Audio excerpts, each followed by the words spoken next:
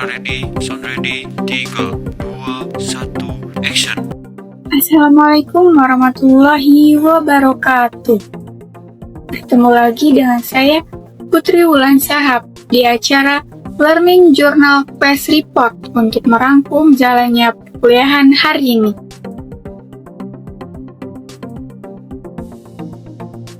Pertemuan ketiga mata kuliah Teknik Reportase dan Investigasi Berita kembali berlangsung secara tatap muka di Fakultas Dakwah UIN Banten pada hari Selasa 16 September 2025. Seperti biasa, perkuliahan diawali dengan absensi mahasiswa.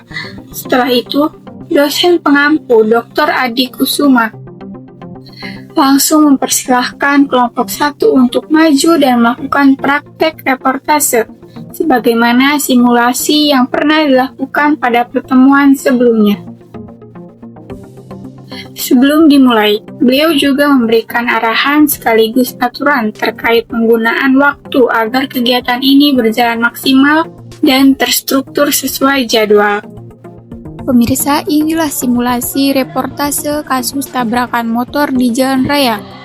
Berita dibawakan oleh Alisa sebagai news anchor dengan Ilyas di lapangan sebagai reporter, Sajid sebagai narasumber, dan di balik layar Dinda Mulyani Anjani sebagai kameramen dan Farhan sebagai editor. Materi inti hari ini membahas tentang informasi dan interview dalam reportase.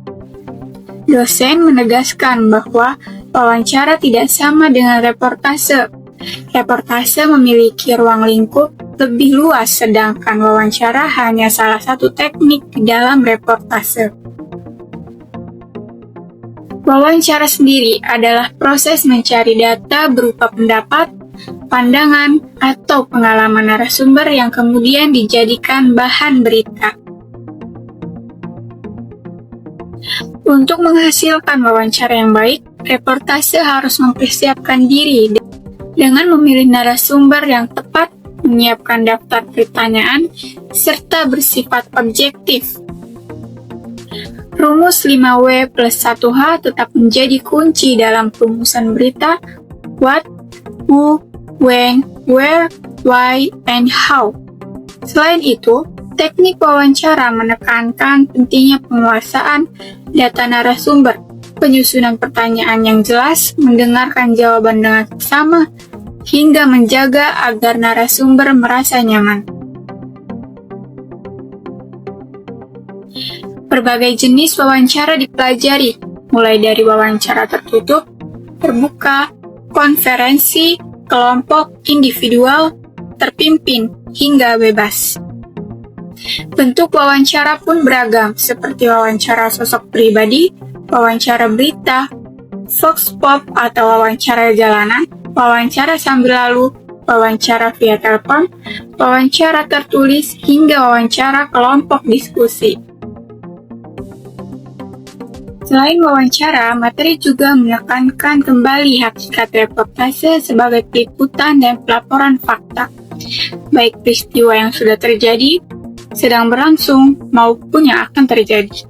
Dengan penyajian melalui media cetak maupun elektronik, reporter dibedakan menjadi reporter lapangan yang mengumpulkan data dan reporter televisi yang melaporkan langsung di hadapan kamera. Teknik reportase mengajarkan agar reporter menyebutkan lokasi dan identitas, menyampaikan ringkasan informasi terkini, menghadirkan suasana lokasi, menyajikan fakta, serta menutup liputan dengan jelas. Dosen juga menjelaskan jenis-jenis informasi yang sering muncul di media, mulai dari berita murni, editorial, infotainment, hingga press release.